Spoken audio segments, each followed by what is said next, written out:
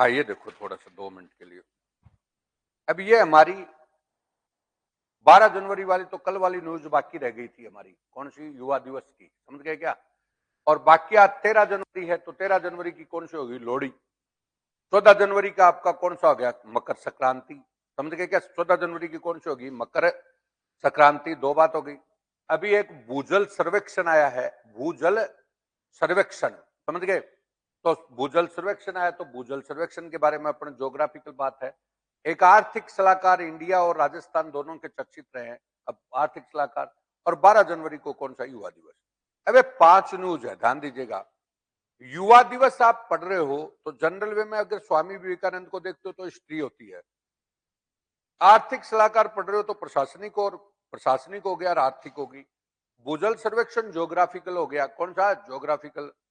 Makar Sankranti geographical भी है, cultural भी है।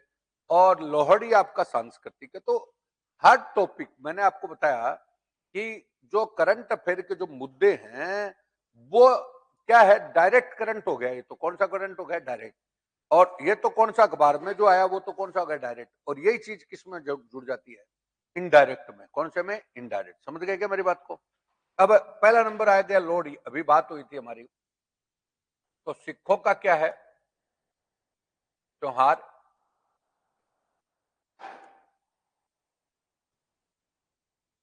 फसल की खुशी है।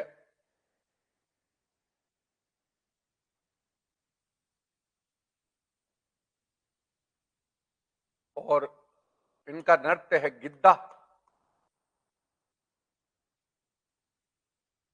और भंगड़ा नृत्य। ये इंडियन कल्चर के परिप्रेक्ष्य में पूछा जाता है, गिद्दा और कौन सा, भंगड़ा नृत्य। सिख धर्म,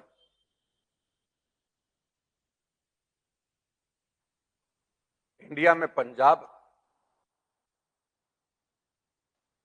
और राजस्थान में गंगानगर।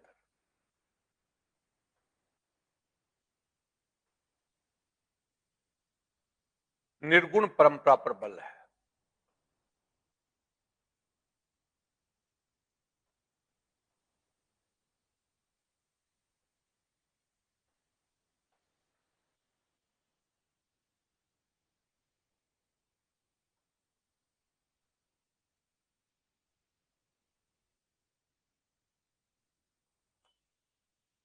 फर्स्ट,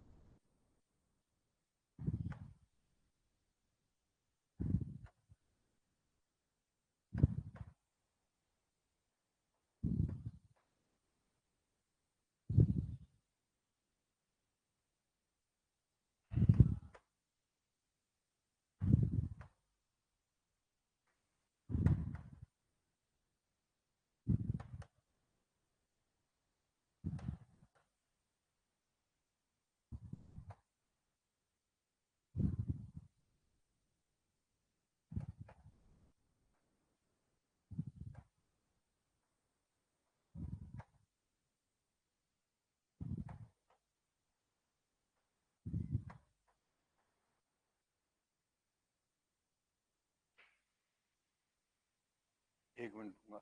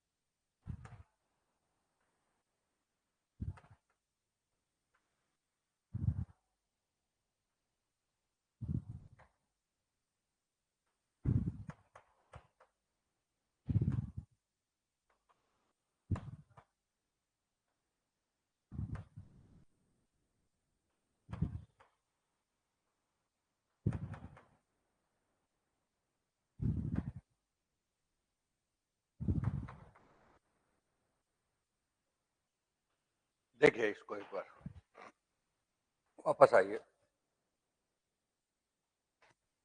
देखिए अब चीजों को कोई भी तरीके से हटते, अब अभी अभी अपन ने पढ़ा था सिखों के अपने राजस्थान से जुड़े हुए त्योहार, सिखों के राजस्थान से मतलब जुड़े हुए स्थान, अब उसके साथ ये और फिट कर लो तो पूरा हो गया। देखिएगा लोहड़ी 13 जनवरी को आती है। लोहड़ी कब आती है? 13 जनवरी। सिखों का त्योहार है फसल की खुशी में। किसकी खुशी में? फसल।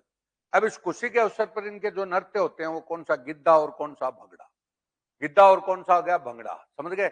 अब हम बोल रहे हैं सिख धर्म इंडिया में कहां पर है? पंजाब और राजस्थान में कहां पर हो गया? गंगानगर। और सिख निर्गुण पर बल देते हैं। किस पर बल देते हैं? निर्गुण। मतलब निर्गुण का मतलब मूर्ति पूजा का विरोध करते हैं, जो गुरुकत है उसकी बात को मानते हैं। गुरु गुरु का मतलब देखो, हम सगुण होंगे ना तो भक्ति पर क्या देंगे? बल। भक्ति कौन सी? मंदिर पूजा में मंत्र पूजा। अब गुरु का मतलब होता है ज्ञान। गुरु का मतलब क्या होता है? ज्ञान। तो गुरु ज्ञान पर बल देते हैं। समझ गए क्या? गुरु ने जो कहा है उस पर चलते हैं। समझ गए? बड़ी बात यह है। तो वो कौन सा आ गया? निर्गुण। कौन सा? निर्गुण। निर्गुण परंपरा, इसलिए इनके सब चीजों में गुरु है। नंबर 1 गुरु, नंबर 2 गुरुद्वारा, नंबर 3 गुरु ग्रंथ साहिब, गुरुमुख लिपि। समझ गए क्या? तो सब चीजों में गुरु नाम होगा। ठीक है। पहला नंबर इनका गुरु परंपरा से इनका सिख धर्म चलता है। तो पहला गुरु इनका कौन था? गुरु नानक। कौन सा? गुरु नानक। और 10वां गुरु इनका, अंतिम गुरु कौन था? कौन सा गुरु? 10वां गुरु कौन हो गया? गुरु गोविंद सिंह। गुरु गोविंद सिंह। अब हाथों जोड़ दो अपनी वाली बात को। गुरु गोविंद सिंह राजस्थान में सबसे पहले कहां पर है? नारायणा। कहां पर है? नारायणा।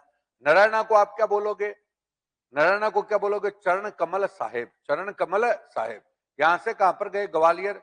बीच रास्ते में शेर का शिकार किया। कहां पर? धौलपुर। तो शेर शिकार गुरुद्वारा कहां पर हो गया? धौलपुर। कौन सा? धौलपुर। अब जोड़ना सीखो, वो होगी चीज वो उसमें आ गया। अब हमारे यहाँ पे सिखों के प्रमुख स्थल कौन सा हो गया? बुड्ढा जोड़। बुड्ढा जोड़ कहां पर? गंगानगर। अरे बुड्ढा जोड़ कहां पर हो गया? गंगानगर। संत पंपाराम का डेरा कहां पर है? गंगानगर। सावा सिख गुरुद्वारा कहां पर है? चूरू।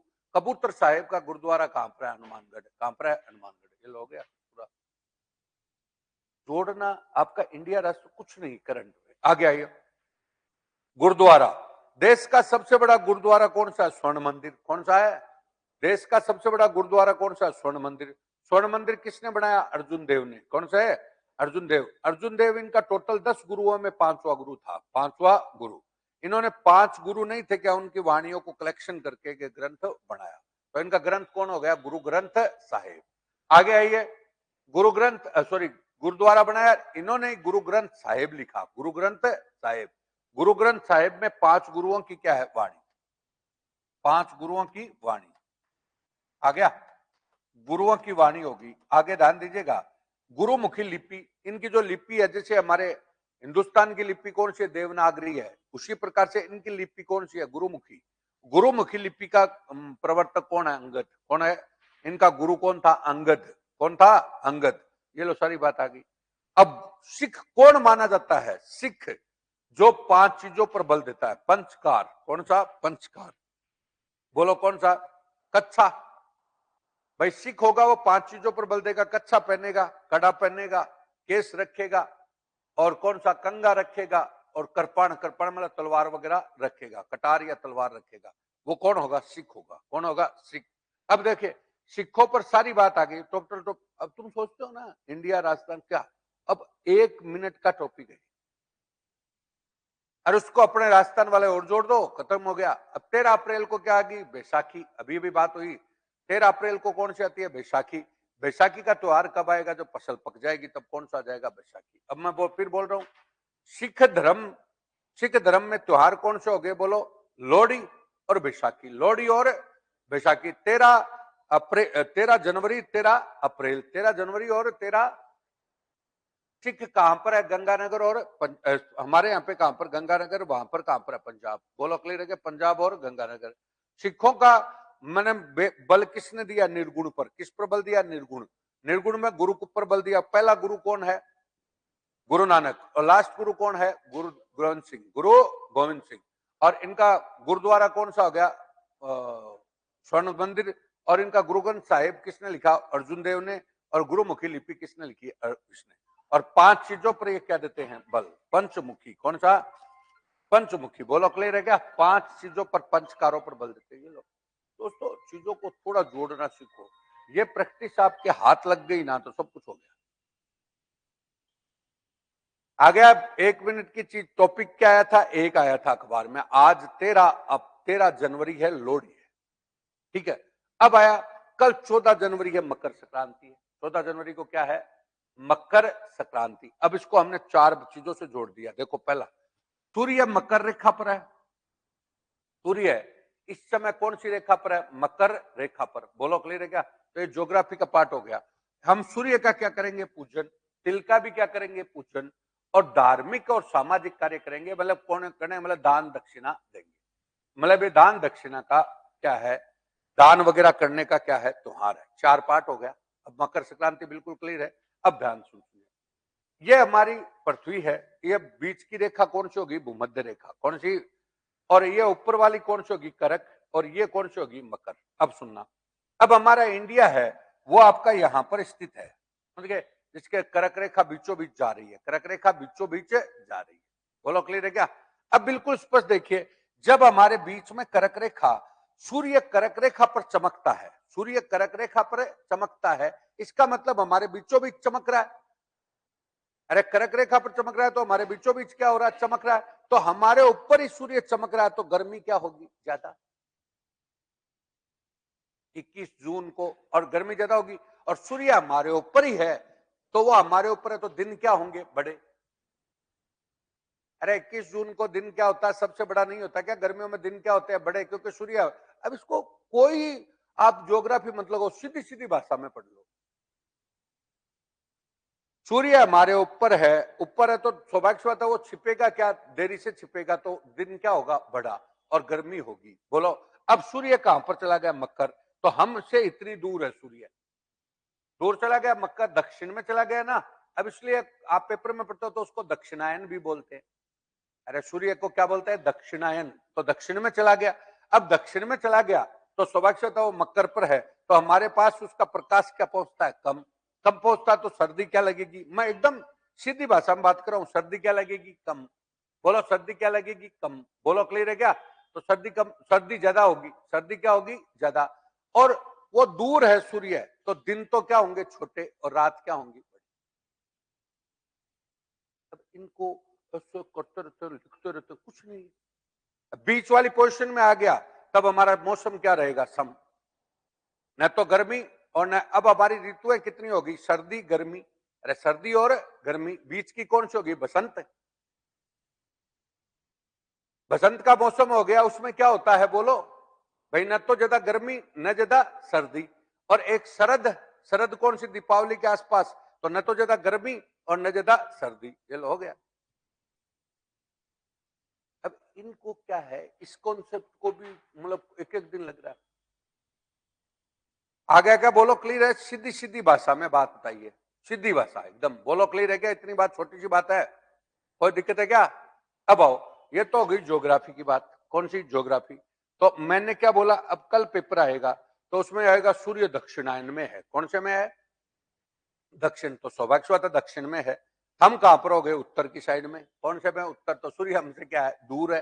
दूर है तो सौभाग्य से बात है हमारे को, हमारे यहाँ पे क्या होगी? ठंड होगी, और दिन क्या होंगे? छोटे, रात क्या होंगी? बड़ी। कर्क रेखा हमारे ऊपर ही आके हो गया तो दिन क्या होंगे? बड़े, और रात क्या होगी? छोटी, और क्या होगी? गर्मी।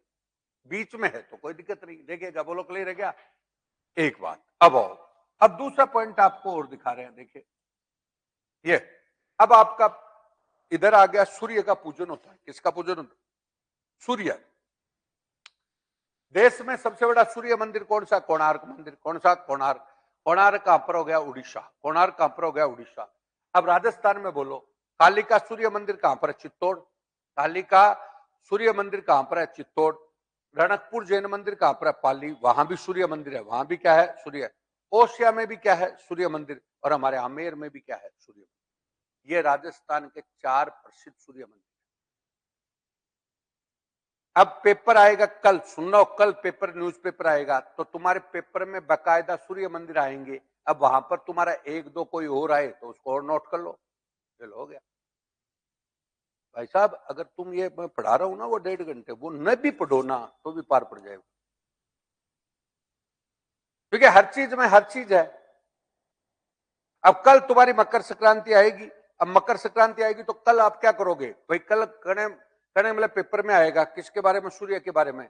अब सूर्य के बारे में आएगा तो सूर्य मंदिर को अभी क्या होगा? उल्लेख। वो सूर्य मंदिर में एक आध चीज और जोड़नी हो तो वो जोड़ सकते हैं।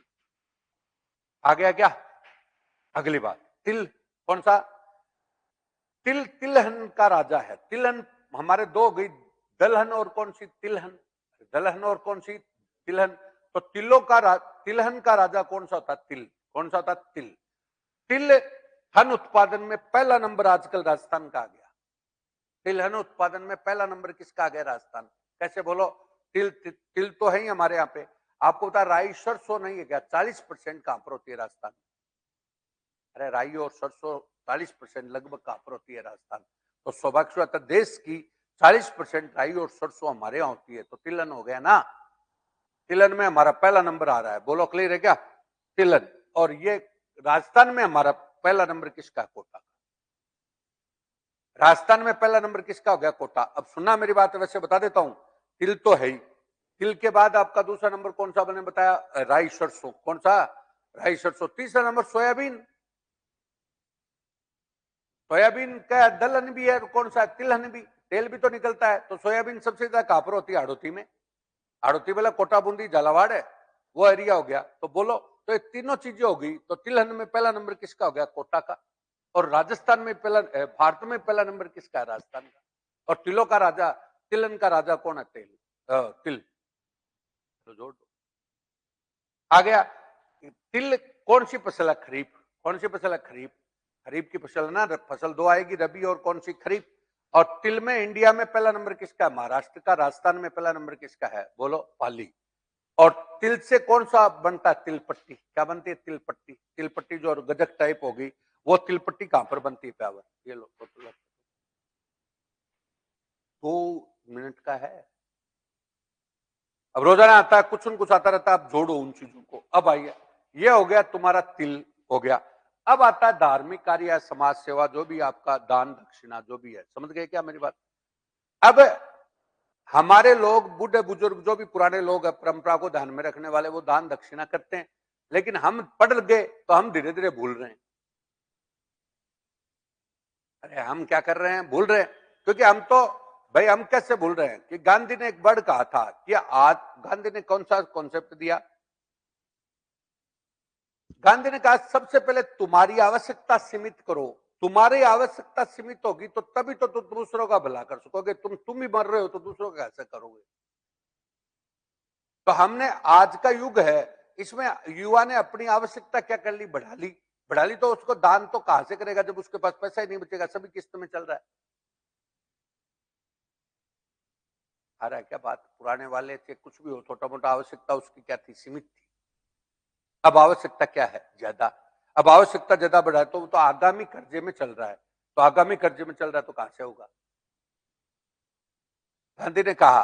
अब इसलिए ये परोपकार की भावना डेवलप करने के लिए, हमारे यहाँ पे परोपकार की भावना डेवलप करने के लिए कॉलेजों में परोपकार का एक कोर्स चलाया गया, जिसका नाम आनंदम पाठ्यक्रम। आनंदम पाठ्यक्रम आपका 2020-21 से कॉलेजों में शुरू किया गया है। कौन सा? आनंदम। कौन सा है? आनंदम। की नई पीढ़ी में परोपकार की भावना डेवलप हो। बोलो क्लियर है क्या? अब आपको समझा दिया, अब कोर्स से जोड़ दिया इसको, धार्मिक कार्य को। ये आपके कॉलेज असिस्टेंट प्रोफेसर में आया पिछली बार। आनंदम पाठ्यक्रम का संबंध है तो किससे? परोपकार से या कॉलेजों से। कॉलेजों में बालकों को परोपकार की शिक्षा देने वाला पाठ्यक्रम। एक बात बोलो, क्लियर है क्या? अब पुराने जो उद्योगपति नहीं थे क्या? उद्योगपति सुन लो, उनके तो क्या था, खर्चा वगैरह कम करते थे वो, कम करते थे, दान वगैरह क्या करते थे? ज्यादा। उदाहरण बोलूं? कैसे उदाहरण बताओ? बनिया, बनिया का मतलब महाजन हो गया, व्यापारी हो गया, समझना। तो आपको पता है बनिया जो है वो अपने घर में ना सीमित खर्चा रखता था। सीमित दिखावा क्या था? कम। लेकिन उतना ही दान क्या था? ज्यादा। आपको पता है राजस्थान में आपकी धर्मशाला किसकी? बनियों की। कॉलेज किसकी बनाई हुई? बनियों की। स्कूलें किसकी बनाई हुई है? बनियों की। औरों तो केवल खाया है।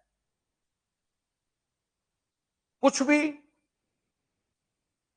भाई मंदिर हो, आपका कौन सा हॉस्पिटल की बिल्डिंग हो, चाहे आपका कौन सा स्कूल की बिल्डिंग हो, कॉलेजों की बिल्डिंग हो, गौशालाएं हो, सारी किसने बनाई? बड़ियों ने।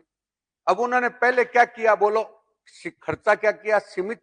जैसे बड़ियों को अपन क्या कहते हैं? कंजूस कहते हैं। तो वो कंजूस खुद हुआ, तभी तो दूसरों का भला किया है। क्या समझ? अब उद्योगपतियों में क्या हो गया सुन लो, उद्योगपतियों में भी नई पीढ़ी आ गई, तो उनके बच्चे कंजूस नहीं है। कंजूस नहीं तो सरकार ने उनको सीएसआर से बांध दिया। सीएसआर नया कंसेप्ट आ गया, कॉर्पोरेट 2013 में आ चुका है सीएसआर। कौन सा? 2013 में कंपनी एक्ट 2013 का नया आ गया। कंपनी एक्ट 2013 का क्या आ गया? नया। और कंपनी एक्ट में सीएसआर डाल दिया कि उद्योगपति का 3 वर्ष का जो लाभांश होगा उसको 2% समाज सेवा में लगाना पड़ेगा। अब वो पहले तो दान अपनी इच्छा से कर रहा था, अब उसको दान कानूनन रूप से करना पड़ेगा। हाँ बोलो, क्लियर है क्या? समझने का फंडा है अपन कैसे। बोलो, बच्चों में तो कौन से पाठ्यक्रम से आनंदम। अब उद्योगपति के पहले वाला तो उद्योगपति अपने मर्जी से क्या करता था? दान। अब वो मर्जी से नई पीढ़ी वहां भी आ गई, तो वो मर्जी से नहीं करेगी। अब मर्जी से नहीं करेगी तो उसको किस में डाल दिया? सीएसआर में। किसमें? सीएसआर। तो सीएसआर कंपनी एक्ट आ गया नया 2013 का, उसमें साफ साफ आ गया कॉर्पोरेट सोशल रेस्पॉन्सिबिलिटी। उद्योगपति अपने 3 वर्ष का जो लाभांश होगा उसमें 2% पैसा किस में लगाएगा? समाज सेवा। अब उसका 2% पैसा समाज सेवा में लगाएगा ना, तो उन्होंने एनजीओ खोल लिए। क्या खोल लिए? एनजीओ। और एनजीओ खोल करके दान करने लग गए, क्योंकि वो पैसा उनका नाम का तो नाम, तो वैसे काम का काम। अरे उनका नाम का तो क्या हो गया? नाम हो गया, और देना है ही उनको। अब वो समाज सेवा में कैसे दो? चाहे सरकार ले लेगी, नहीं तो तुम कर लो। छोटा सा तुम्हारा भाई, तुम वैसे समझना चाहते हो तो वैसे समझ लो, सलमान खान है। अब सलमान खान ने ह्यूमन बीइंग खोल रखा है, तो ह्यूमन बीइंग का मतलब अपनी इनकम का वो क्या कर रहा है? दान कर रहा है। तो दान कर रहा है तो वो बात कितनी, वैसे भी सरकार ले जाएगी। तो आपको नहीं होता कि कई बार कहता है तुम गौशाला में कुछ देते हो, कुछ भी देते हो, तो आपको इनकम टैक्स में क्या मिलेगी? छूट। तो वो बात वही हुई ना। तो इधर इनकम टैक्स वाले ले जाएंगे, उससे दान कर दो। क्लियर हो गया? अब इसी कॉन्सेप्ट में आपके कई क्वेश्चन बन गए। अब जैसे वेदांता समूह है, वेदांता वेदांता समूह अनिल अग्रवाल का है। किसका? अनिल अग्रवाल जो हमारे मतलब उद्योगपति है, वेदांता समूह समझना। उसने न आंगनबाड़ी नहीं क्या? आंगनबाड़ी, अब ये भी कॉलेज लेक्चर में 2015 में आया हुआ। आंगनबाड़ी को, आंगनबाड़ी नहीं होते क्या? आंगनबाड़ी जहां पे आपका पोषण और चीजें मिलती है। अरे खाने पीने का सामान मिलता है आंगनबाड़ी पे। आंगनबाड़ी तो जान गए। आंगनबाड़ी को उद्योगपति गोद ले रहे हैं। नहीं समझे? आंगनबाड़ी में क्या होता है? 0 से लेकर के 6 वर्ष तक के जो बच्चे हैं और महिलाएं हैं, महिलाएं कौन सी? गर्भवती महिला, उनका खाना पीना और एजुकेशन का काम चलता है कहां पर? आंगनबाड़ी। अब वो आंगनबाड़ी को कौन ले रहा है? उद्योगपति गोद ले रहा है।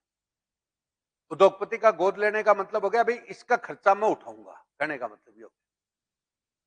आ गया समझ में? इस योजना को बोलते हैं नंद घर। कौन सी योजना? नंद घर। ये आपका कॉलेज असिस्टेंट में क्वेश्चन आया हुआ 2015 में। नंद घर योजना का संबंध है, क्योंकि उसी समय शुरू हुई थी। और अभी हाल ही में 25,000 आंगनबाड़ी यानी नंद घर किसने गोद लिए हैं? बोलो, नंद घर किसने गोद लिए हैं? वेदांता समूह ने। किसने? वेदांत। बोलो, क्लियर है क्या? ये फर्स्ट ग्रेड में क्वेश्चन आया। अब तुम्हें दिखाई भी नहीं देगा, पुराने वाला जमाना तेजाजी बाबू जी खत्म हो गया। जितना जोड़ोगे उतना। अब ये फर्स्ट ग्रेड में आया, वेदांता समूह ने 25,000 नंदगरों को किस समूह ने गोद लिया है? तो किसने? वेदांता। आ गया क्या? नंदगर योजना बोले तो नंदगर बोलो। नंदगर क्या है? आंगनबाड़ी को गोद लेकर चलाना। और किसने गोद लिया? वेदांता ने। और कितने समूह लिए? 25,000। ठीक है।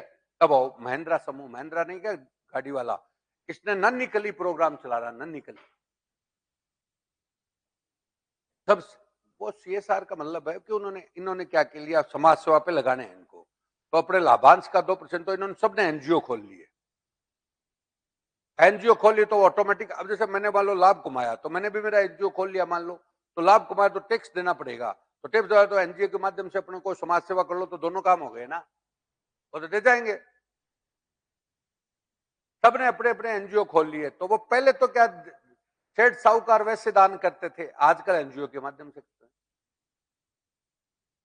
आ गया तो ये तो कौन सा महिंद्रा समूह का नन्ही, कौन सा नन्ही, अब नन्ही प्रोग्राम चला रहा है कि जितनी भी प्राथमिक स्कूलों में कंप्यूटर एजुकेशन देनी हो, और वो भी विशेषतः कौन सी बालिकाओं को, अल्पसंख्यक बालिकाओं को, कौन सी अल्पसंख्यक, वो प्रोग्राम कौन चला रहा है? वेदांता। तो सारा पैसा वो उठा रहा है। तीसरी बात है पिरामिल समूह। पिरामिल जान गए क्या? अरे इसका अंबानी का समधी नहीं है क्या पिरामल? तो ये अपने राजस्थान का है पिरामल। तो पिरामल समूह बस्ते का बोझ कम करने का लिए प्रोजेक्ट चला रहा है। बस्ते का बोझ कम, बस्ते का बोझ जान गए क्या? कि बस्ता ना वो कम होना चाहिए। बस्ता कम होना चाहिए तो आधुनिक साधन चाहिए, लैपटॉप वगैरह ये सब चाहिए ना। तो ये सब डिजिटल बनाना पड़ेगा, तो उसका खर्चा कौन उठाएगा? पिरामल। आ गया। बच्चों को बस हो गया। बिड़ला समूह, बिड़ला और अन्य है। ये आपका कौन सा, आपको पता है? ये अक्षय पात्र मिड डे मील नहीं है, मिड डे मील का खाना जाता है, तो जयपुर जैसे बड़े शहरों में इसको अक्षय पात्र देता है। कौन देता है? अक्षय पात्र। तो अक्षय पात्र का खर्चा कौन उठा रहा है? बिड़ला। अक्षय पात्र जान तो गए क्या? अक्षय पात्र फाउंडेशन है। उसका मतलब है कि भाई जैसे आपका बर्थडे मनाया तो छोटा सा उदाहरण है कि भाई मैं बर्थडे मनाऊंगा तो 5-7 हजार रुपए खर्च होते हैं, सौभाग्य से आता है। अब कहता उस दिन आप किसी एक बच्चे को गोद ले लो, तो अक्षय पत्र को आपने कह दिया भाई 2,000 रुपया, उसका जितना खर्चा आता है, मान लो मैंने कहा 1,000 रुपया आता है तो मैं दूंगा, तो गोद ले लिया। तो इसका मतलब ऐसे चलता है। खाना नहीं है क्या जो स्कूलों में बढ़ता है? अब स्कूलों में सरकार जो चलती है ना, सरकार तो अपना पैसा 5-7 रुपया जो भी उनको देती है वो दे देगी। बाद में उसको अच्छी क्वालिटी का खाना, और उसमें करप्शन भी नहीं होगा, वो बढ़िया टाइम पर दे देंगे, तो स्कूल की पढ़ाई भी बच जाएगी। अक्षय पात्र। वेदांता समूह ने मर्यादा, कौन सा? मर्यादा कार्यक्रम का नाम क्या है? मर्यादा। इन्होंने स्कूलों में शौचालय नहीं है, आपको पता पेपरों में नहीं आता कि शौचालय, अब शौचालय में लड़कियों की प्रॉब्लम होती है, कई बार तो मैडम वगैरह आ रही है बता रहे हैं कि भाई शौचालय है ही नहीं, तो शौचालय बनाए, 25,000 शौचालय बना रहे। स्कूलों में शौचालय का काम कौन कर रहा है? वेदांता कर रहा है। तो ये आपका ये सब, तो देखो सब कुछ चीजें बदल चुकी। अगर तुम्हें कोरिलेशन आता है ना तो ये चीजें आएगी। अब हम क्या है कि पुराने समय में, अब ज्योग्राफी है, उसको जैसे छोटा सा मैंने बताया ये इतना सा, इसको लेके बैठ जाते 1 घंटा लगा कर। कैसे दिन होता है, ऐसे रात होता है, का छोटी सी बात है तो। कॉमन सेंस को डेवलप करो। अब ये कैसे जुड़ा कि पहले दान दक्षिणा हम अपने मन से करते थे, अब दान दक्षिणा तुमसे सरकार करवा रही। आ गया क्या समझ में? मेरी बात क्लियर हो गई? तो धीरे धीरे, क्योंकि ये नई पीढ़ी पुरानी पीढ़ी जाएगी तो ये सब कुछ खत्म हो जाएगा। तो नहीं समझे? पुरानी पीढ़ी जाते ही ये धीरे धीरे क्या हो गया? समाप्त हो गया। समाप्त हो गया तो नए सिरे से आएगा धान। ये टोटल। तो अब ये संक्रांति से जोड़ दिया आपने, सौर चीजों को किससे जोड़ दिया? संक्रांति। अब तुम खुद सोचते हो कि संक्रांति देखो कैसे जुड़ गई। अरे ये नहीं, परीक्षाओं के पेपर देख लो, हर परीक्षा में एक एक दो दो क्वेश्चन आया है। तो चीजें हो गई, बोलो क्लियर है क्या? ये टोटल आपका हो गया। कौन सा? 2 बात हो गई। कौन सी? ये। अब तीसरी बात हो रही है। कौन सा था तीसरा पॉइंट? जल वाला।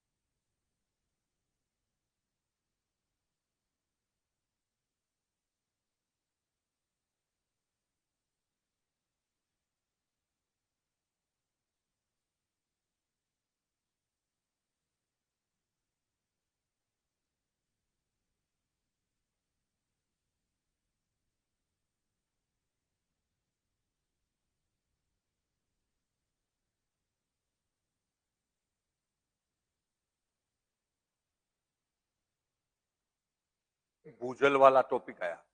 अब ये ज्योग्राफी का इंपॉर्टेंट टॉपिक है, ध्यान दीजिएगा एक बार। भूजल जो हमारे जमीन का जल हो गया, जमीन का जल सीधा सा पड़ा है, इसका हम उपयोग किसके माध्यम से करते हैं? कुएं और नलकूप के माध्यम से। कुएं और नलकूप, भाई कुएं के माध्यम से पानी निकालते हैं या बोरिंग वगैरह नलकूप के माध्यम से पानी निकालते हैं? बोलो क्लियर है क्या? दुनिया में कुएं और नलकूप से सबसे ज्यादा सिंचाई भारत में होती है, दुनिया में। और भारत में सबसे ज्यादा कहां पर होती है? बिहार में। और राजस्थान, फिर कौन सा था? राजस्थान। राजस्थान में कुएं और नलकूप से 70% सिंचाई होती है। कितनी? 70% सिंचाई होती है। नहीं, सबसे ज्यादा जो सिंचाई का साधन है हमारे यहाँ पे क्या है? कुएं और नलकूप। और फिर राजस्थान में सबसे ज्यादा जयपुर और कौन सा? शेखावाटी। जयपुर और शेखावाटी। बोलो क्लियर है क्या? जयपुर और शेखावाटी। कैसे आप समझ सकते हो? इधर पूर्व वाला क्षेत्र है, ये तो क्या है, थोड़ा पानी वाला क्षेत्र है। पूर्व पूर्व भरतपुर दोसा आ रही है, इधर वाले आगे भरतपुर वाला आ रही है, पार्ट आ गया, तो ये तो गंगा यमुना का बेल्ट है, तो ये तो थोड़ा पानी वाला है। पश्चिम वाला पानी है ही नहीं, तो वहां तो बरसात के पानी से वैसे काम चला रहे हैं, समझ गए? नहर वाला वो सिस्टम आ गया, नहर आ गई ना, तो हमारे सबसे ज्यादा प्रभावित आपका कौन सा? जयपुर और शेखावाटी। मैं कुएं और नलकूप से सबसे ज्यादा सिंचाई कहां पर होती है?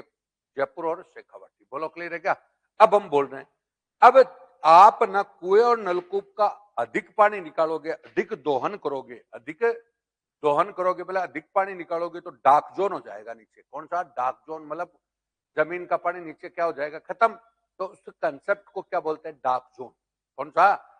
अब क्वेश्चन आता है, आया हुआ क्वेश्चन है डार्क जोन। डार्क जोन हो गया, पहली प्रॉब्लम तो है डार्क जोन।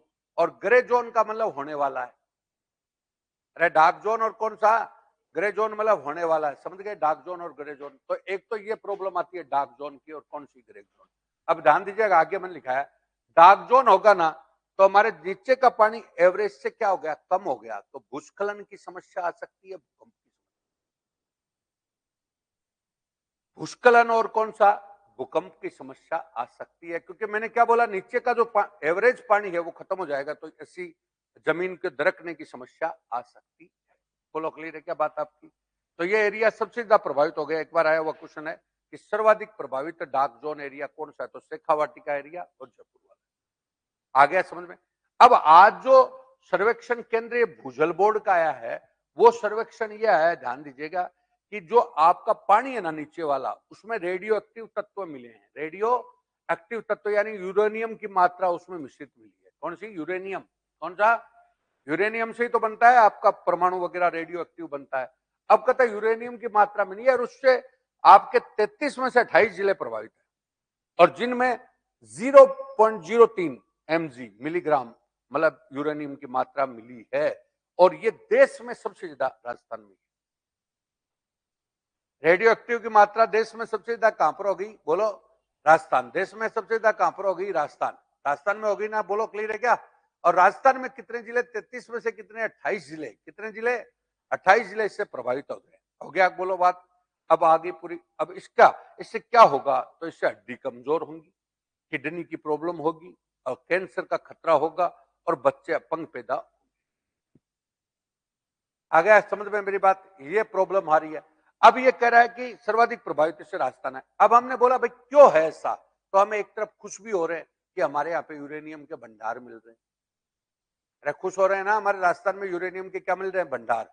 तो इंडिया में सबसे ज्यादा यूरेनियम कहां पर मिलने जा रहा है? राजस्थान में। अब राजस्थान में कहां पर? रोहिल गांव। रोहिल गांव कहां पर है? खंडेला। आ गया क्या समझ में? अभी आपका क्वेश्चन खूब आ रहा है, तो रॉयल गांव खंडेरा। तो देखो टॉपिक को समझो थोड़ा कि कैसे क्या हो रहा है। आगे अब इसने तो ये सर्वे दे दिया, मैंने आपको पूरा बता दिया। अब आओ, ये डार्क जोन की समस्या का, ये तो समस्या आई है, तो इसका भी निदान आगे ढूंढा जाएगा। इस समस्या का निदान कैसे होगा? तो इस समस्या के निदान के लिए राजीव गांधी जल संचय योजना है। कौन सी योजना?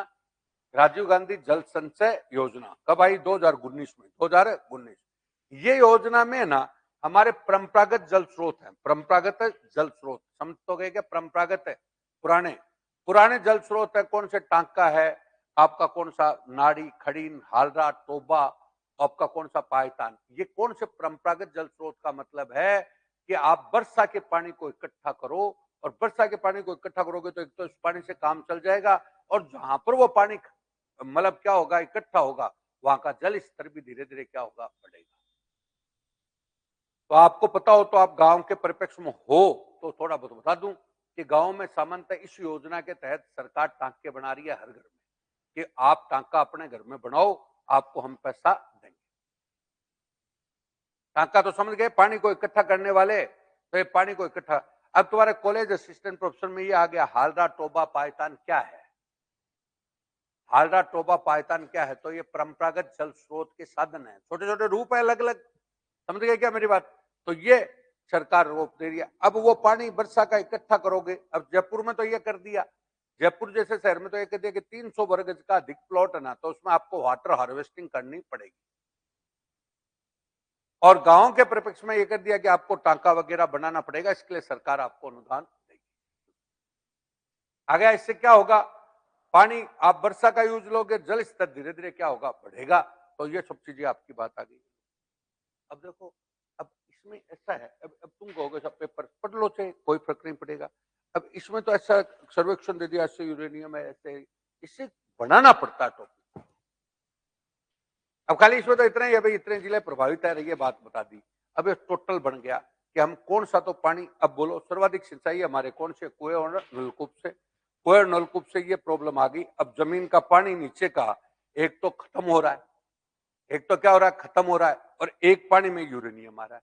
अब यूरेनियम तो बिजली पे खत्म, बिजली कौन सा, ये बीमारियां देगा हमें, यूरेनियम तो क्या देगा, बीमारियां। और इधर वाला कॉन्सेप्ट आपका क्या होगा, पानी की समस्या जाएगी। अब ये कॉन्सेप्ट आपका, वैसे बोले तो आप पढ़ रहे थे इकोनॉमिक्स, क्या है, सस्टेनेबल डेवलपमेंट का अभाव है।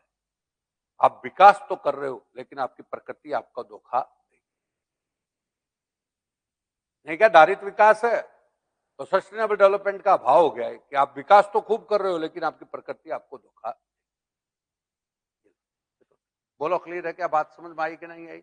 अब ये किसका टॉपिक हुआ, ज्योग्राफी, इकोनॉमिक्स का, करंट का, ये टॉपिक है, समझ गए। अब आया अगला जो टॉपिक है, वो इकोनॉमिक्स के अर्थशास्त्री, मतलब आर्थिक सलाहकार है, कौन से, आर्थिक। पानी, बारिश का जैसे टांका होता है, टांका, तो टांका पश्चिमी राजस्थान में है, ध्यान से सुनना। तो पश्चिमी राजस्थान का जो टांका है, तो उसका क्या हो गया कि भाई जो जमीन का ढलान है ना, वहां पे आपने एक टांका, मतलब वो खोद लिया, कुआ टाइप। अब कुआ टाइप को थोड़ा ऊपर से तो क्या कर दिया, मतलब ईंट से चिनाई कर दी, नीचे की वैसे की वैसे रख दी। तो नीचे की वैसे वैसे ऐसे रखी कि वो जल स्तर बढ़ेगा भी उससे। तो बरसात का पानी सारा का सारा है उसमें इकट्ठा कर लिया। एक तो वो पानी मीठा होता है, तो उसको यूज भी कर सकते हैं पीने वीने, मतलब नॉर्मल वे में अपने यूज में पीने में, समझ गए क्या। और दूसरी बात है, जल स्तर भी बढ़ेगा, तो टांके और कई बड़े टांके बना लिए तो आपका सिंचाई में भी काम आ जाता है, समझ गए क्या। नाड़ी क्या होगी, नाड़ी एनिकट होता है, निकट, एनिकट जान गए क्या। आज के जमीन का ढलान है, ढलान, ढलान जमीन में आपने एक दीवार बना दी, क्या बना दी, गांव में दीवार बना दी, तो दीवार बना दी तो वो पानी वहां पे क्या हो गया, रुक गया, रुक गया। तो उस पानी को आप जानवरों के लिए, पीने के लिए, सबके लिए क्या हो गया, बना दिया, तो वो ऑटोमेटिक जल स्तर भी होगा, काम, पानी भी काम आता रहेगा। खड़ीन होता है, खड़ीन, खड़ीन, खड़ीन फेमस है।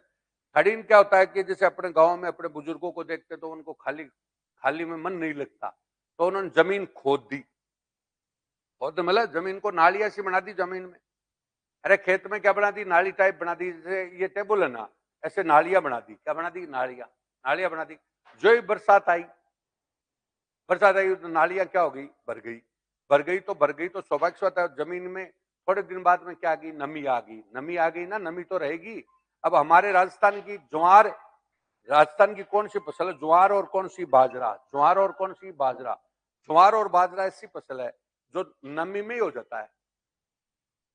अरे ज्वार और बाजरा कौन सा होता है, पानी ज्यादा जरूरत नहीं होती, नमी जमीन नम होती है ना, उसमें ही हो जाता है, हो जाता है।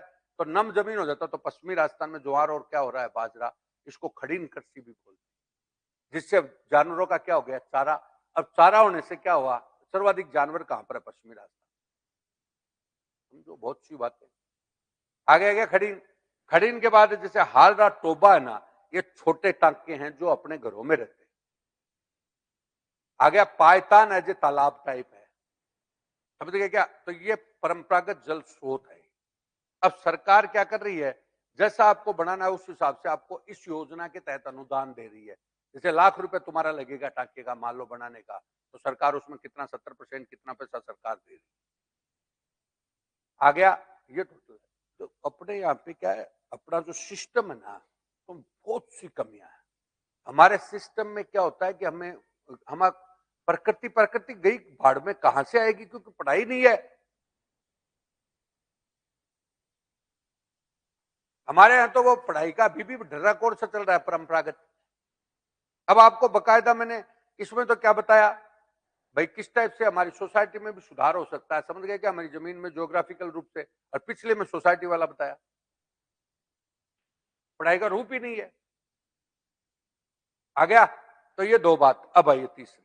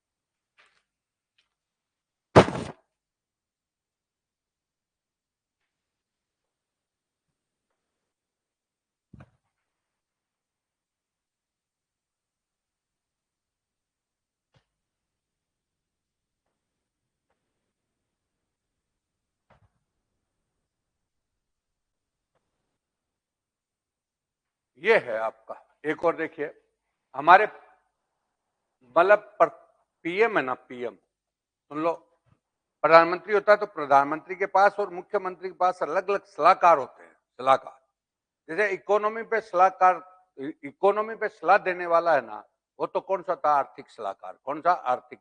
विज्ञान पे सलाह देने वाला वैज्ञानिक सलाहकार, प्रशासन पे सलाह देने वाला प्रशासनिक सलाहकार।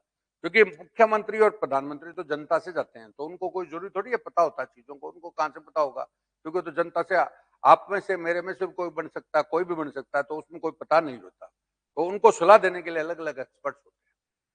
तो प्रधानमंत्री का, मोदी जी का जो सलाहकार है वो वी अनंत नागेश्वर हो सकता है। अब आज के पेपर में आया कि वी अनंत नागेश्वर ने कहा है कि 2030 2030 तक है ना, मतलब 2030 में भारत की अर्थव्यवस्था $7,000 मिलियन की हो जाएगी। $7,000 मिलियन की हो जाएगी। समझ गए क्या मेरी बात को। तो वो 5 ट्रिलियन इकोनॉमी का सपना नहीं है क्या, वो पूरा हो जाएगा। समझ गए।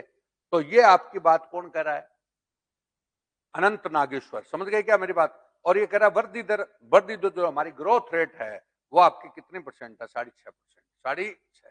और दूसरा आपका अशोक गहलोत। कौन सा, अशोक गहलोत। तो अशोक गहलोत का जो सलाहकार है वो आपके कौन है, अरविंद मायाराम। कौन सा, अरविंद मायाराम। अब अरविंद मायाराम भी चर्चा में रहे हैं।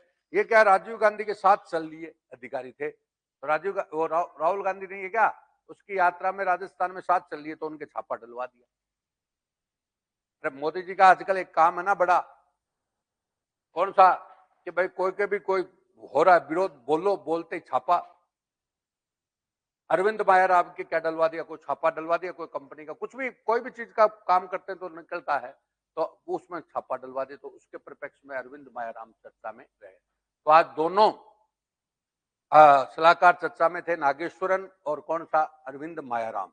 अरविंद मायाराम किसके सलाहकार है, मुख्यमंत्री के, और वो किसके हैं, ये बोलो, क्लियर है क्या बात। अब देखो, अब इसके बांधने अपन को क्या फायदा हुआ, बोलो। अब कोई के सलाहकार आप रट रहे हो, क्या मतलब हुआ, जब चीजें आ रही है तो रोजाना कुछ न कुछ तो आता ही है। आप 30 दिन की क्लास ना करंट की, उसको भी देखो ना, तो तुम्हारी सारी परीक्षा सॉरी, लेकिन क्या होता है कि ये पढ़ना ही नहीं आता, खाली वो एक परंपरा पढ़ रही है ना, उस परंपरा से हम अलग नहीं हट पा रहे। एक गांव में कहावत है कि भाई, गांव में नहीं, अपने कहावत है, लिख के सब चले, लिख के चले कपूत, लिख के सब चले, लिख के चले कपूत, लिख के छोड़ तीनों चले शायर सिंह और सपूत। लकीर पर तो कौन चलता है, कपूत चलता है, कपूत मतलब लकीर का फकीर, यानी जो परंपरा चल रही है उससे थोड़ा सा भी अलग हटके नहीं चलता, वो तो है कपूत। हर आदमी नहीं, मैं सोचता हूँ कब तक क्या हो जाएगा, वो जोर में चल रहा, वो ही करूं मैं, आ गया। अब उनको आता ही नहीं तो क्या करें। अब मैं टॉपिक पढ़ाया, कौन सा भूवालार, ये सब पढ़ाया, आप जाके देख लेना, कोई किताब बोलेगी नहीं, इतनी इकोलॉजी किस टीचर को आएगी, क्योंकि ओवरऑल नॉलेज होगा तो ही इसमें नॉलेज बढ़ेगी। बोलो, क्लियर है क्या। तो बोलो कौन सा मैंने बोला, लिख के सब चले, लिख के चले कपूत, तो लकीर के फकीर है, जो परंपरा चल रही है उसी से पढ़ रहे हैं। लिख के छाड़ तीनों चले शायर सिंह और सपूत। शायर मतलब संगीतकार होता है, संगीतकार जो गीत बनाता है वो सदैव अलग ही गीत बनाएगा, तभी उसका मार्केट में चलेगा, नहीं चलेगा नहीं। वो एक टाइप के गीत आएंगे तो कौन सुनेगा, एक बात। और सिंह शेर है ना, अपने रास्ते अलग ही बनाता है, और सपूत भी अपने रास्ते अलग ही। वही कल मैंने बताया था, वो अपने मन की सुनता है, उसके अनुसार चलता है, वो लकीर में नहीं चलता। तो थोड़ा लीक से हटो, लीक से हटोगे, यहाँ पे हट नहीं रहे। यहाँ पे तो क्या होता है, एक माइंड सेटअप है, एक गाइड से और उनसे क्या हो गया, माइंड क्या हो गया, सेट हो गया, उसके बाहर वो निकलना ही नहीं चाहता।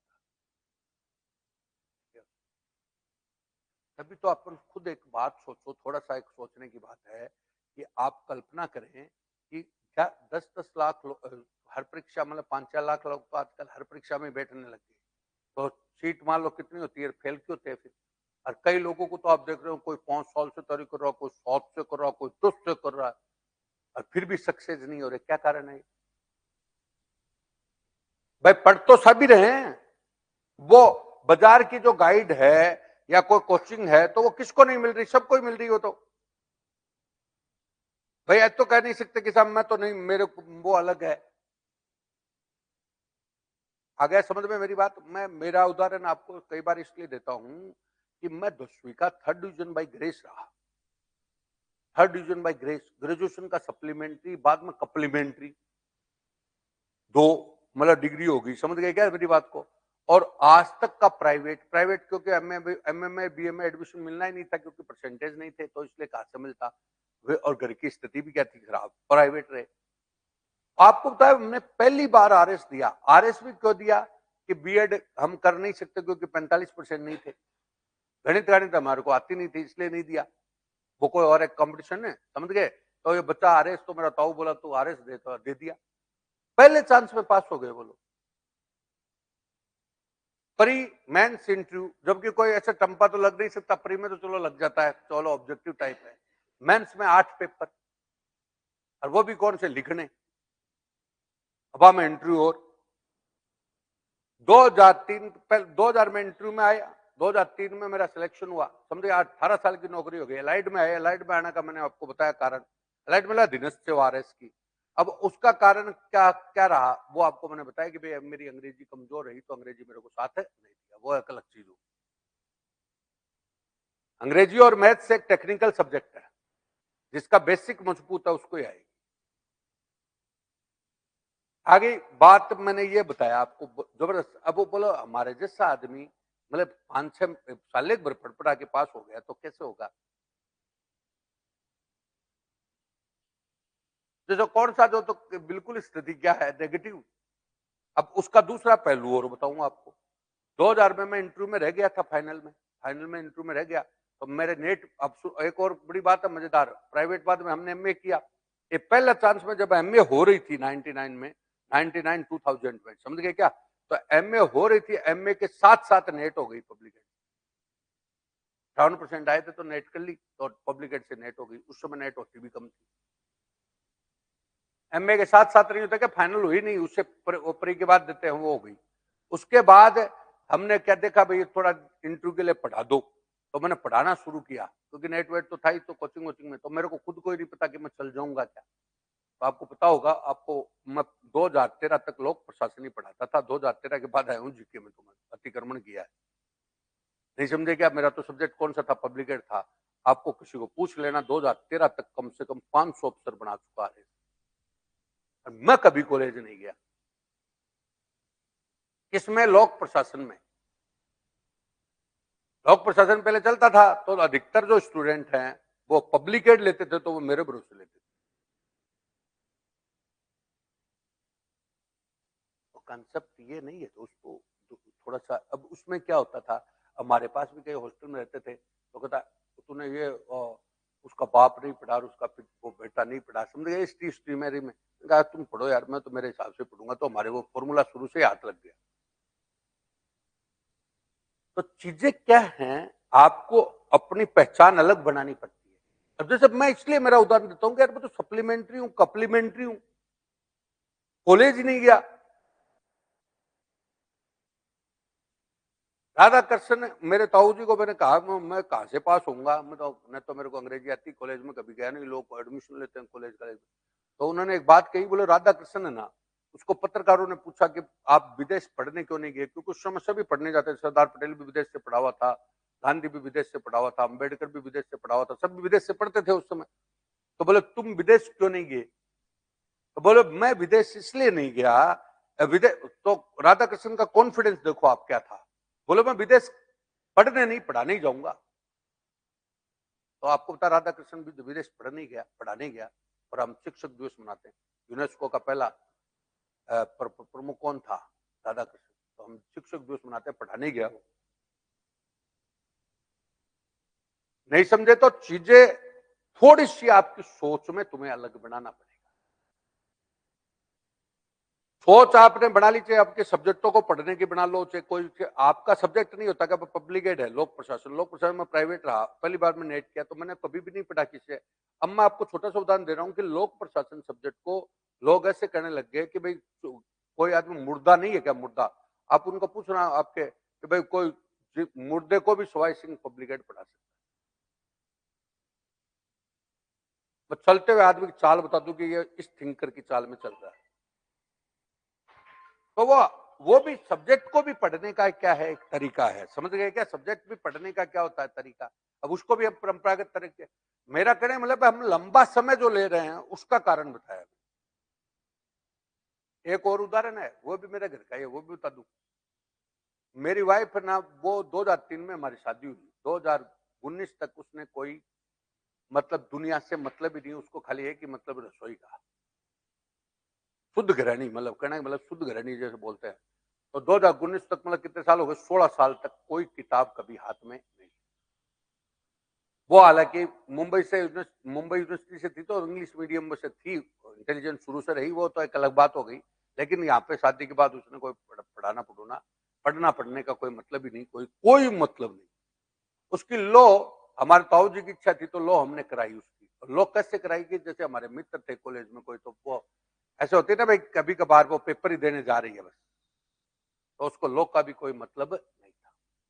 अब उसको 2019 में साबित से हुआ कि मैं आरजेएस दूं 16 साल बाद में। शादी के 16 साल बाद में कभी जिंदगी में किताब हाथ में नहीं ली। 16 साल बाद में बोली मैं आरजेएस दूंगी। मैंने कहा आरजेएस काय की देगी तू बच्चे पाल। अब कोई लेना न देना आपका कहां से देगी। फिर भी उन्होंने कहा भाई बोल छोड़ो इसको देने दो और क्या मौका तो दो। तो मौका उसको दिया दिया तो वो देन पड़ी। भाई साहब मैंने भी दिमाग में से सोचा 2-4 दिन में इसका भूत उतर जाएगा, एक बार वो फर्म आया तब आया। तो 5-6 दिन बाद देखा, 10-15 दिन बाद देखा तो वो 4 बजे देखे तो लग रही है, 5 बजे देखे तो लग रही है। तो मैंने कहा ये हुआ क्या? हुआ क्या? तो वो बोली, मैंने कहा क्या बात हो गई, ये कैसे तरीके से हुआ? तो बोली मेरे ऐसे हुआ, देखो चीजें को समझना। मैंने उससे सीखा 2-4 चीजें। बोले मेरे ऐसे हुआ कि मेरे लगते हुए जो अपने भांजे हैं, बच्चे हैं, और भी अपना सोसाइटी में जो भी अपने परिवार के हैं, वो ये ना समझ ले कि मामी कुछ नहीं है।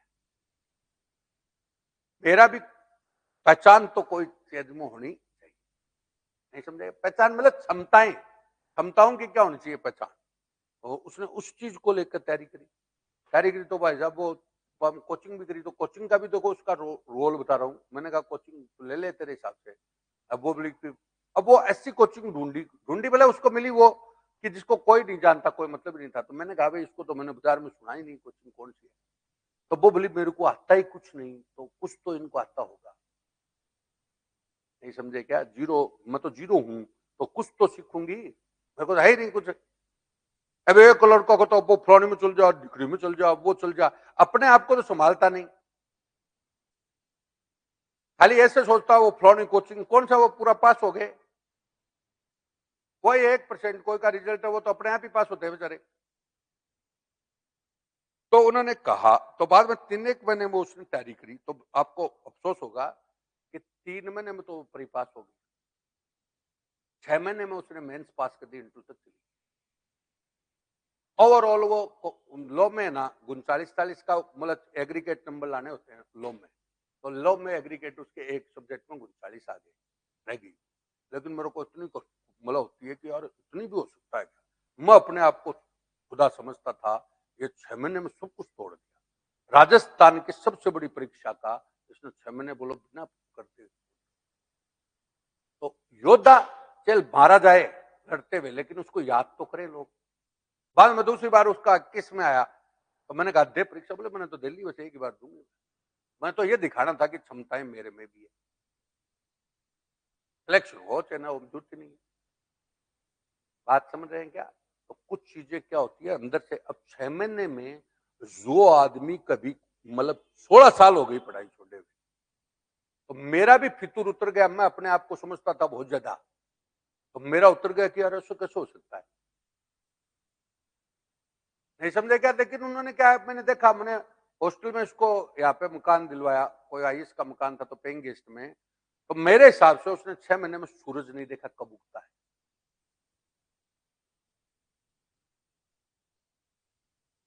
तो चीजें क्या होता है, या तो जुनून पालो मत, या जुनून पे क्या हो जाओ, समर्पित हो जाओ और अपने रास्ते अलग बनाओ। अरे ये तुम सोचते हो फलानी कोचिंग, इनके पास सामान होता तो ये खुद ही पास हो जाते। कौन यहाँ पे कोचिंग कौन चला रहे हैं? जिनका कहीं भी नहीं हुआ वो कोचिंग चला रहा है। लेखक कौन है? जिनका कहीं पे नहीं हुआ वो लेखक बन गया। हम कहते कोचिंग, अब उसने सोच का मैंने देखा कितनी बढ़िया सोच कि साहब मेरे को कुछ नहीं आ रहा तो कुछ तो आ रहा होगा अगले को। अब हम क्या करते हैं, फलाने के पास चले जाओ तो कम से कम वो 20-25 दिन नहीं, 2-1 महीने तो इसमें ही लगा देता है। कोचिंग कौन सी बढ़िया? कभी डेमो इसके पास, कभी डेमो तो कब लेगा जब उसको खुद को आएगा। समर्पण बहुत बड़ी बात है। एक अपने रास्ते अलग, एक इकोलॉजिकल स्टडी। ये जो मैं करवा रहा हूं, कौन सी स्टडी है? इकोलॉजिकल। इकोलॉजिकल मतलब सब सब्जेक्टों का अलग अलग कॉन्सेप्ट से इकोलॉजिकल बोलते हैं। तो ये थोड़ा सा ध्यान दें और आपको फायदा होगा इसका, ठीक है? कल अपन बात करेंगे। कल तो छुट्टी है, कल तो मकर संक्रांति की छुट्टी रहेगी, शनिवार को और संडे को भी छुट्टी रहेगी, सोमवार को आना। समझ गए? सोमवार को